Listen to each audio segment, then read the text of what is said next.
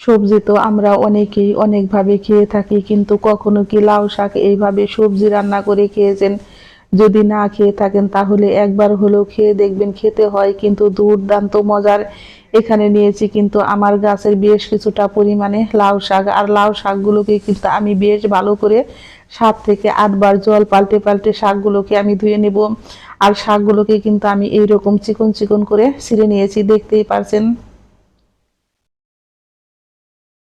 চলে যাব প্রস্তুত প্রণালীতে। চুলায় দিয়েছি আমি বেশ কিছুটা পরিমাণে জল, জলটা কিন্তু আমার ফুটে উঠেছে। এখন আমি দিয়ে দিব কেটে ধুয়ে রাখা আলুগুলো। এখানে কিন্তু আজকে আমি ছোট আলু ব্যবহার করেছি, আপনারা চাইলে বড় আলু ব্যবহার করতে পারেন, তাতে কোনো অসুবিধা নেই। এখন আমি দিয়ে দিব ধুয়ে রাখা শাকগুলো।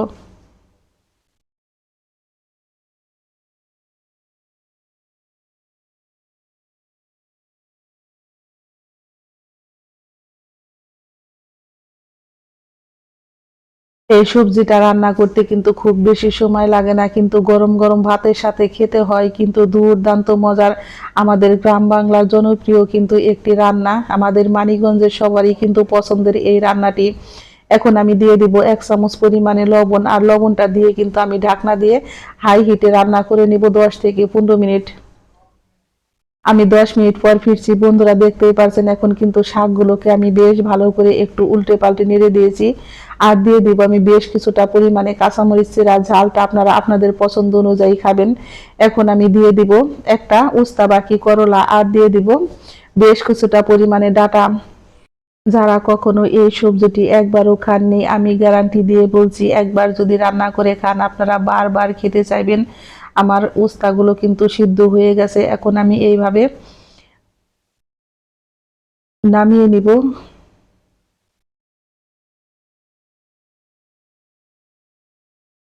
এখন আমি একটা কাঠির সাহায্যে কিন্তু এইভাবে শাকগুলোকে একটু নেড়ে দিব, যাতে নাকি শাকগুলো একটু পাশ পাশ হয়।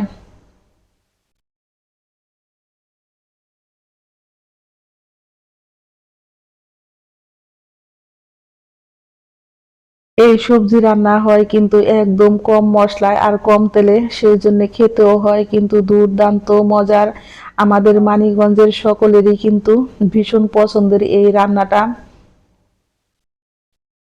এই পর্যায়ে আমার রান্নার রেসিপি একটু যদি ভালো লেগে থাকে অবশ্যই একটা লাইক করবেন, কমেন্ট করবেন। এবং যারা আমার নতুন বন্ধু আছেন তারা আমাকে একটা সাবস্ক্রাইব করতে ভুলবেন না। আমার নতুন এবং পুরাতন সকল বন্ধুদের জানাই আমি অসংখ্য ধন্যবাদ। এগুলো কিন্তু আমার রেডি হয়ে গেছে, এখন আমি চুলাই থেকে নামিয়ে নিব।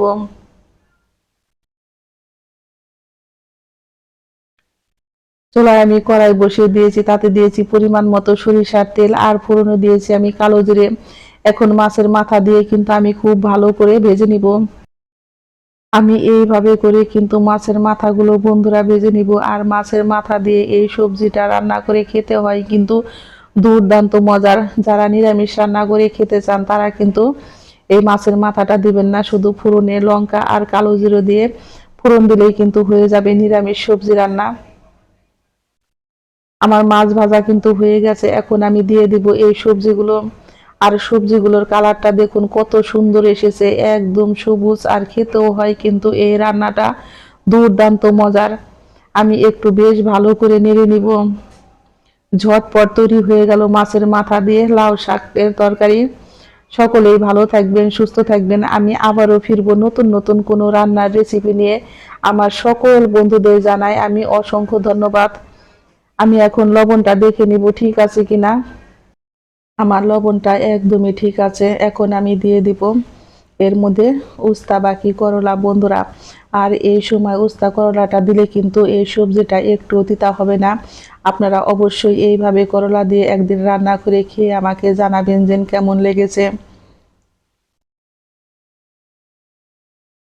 আর এই সবজিটা বন্ধুরা এতটাই পরিমাণে মজার হয়, আপনারা কিন্তু মাছ মাংস রেখে দিয়ে এই সবজিটা দিয়ে ভাত খাবেন, এতটাই মজার।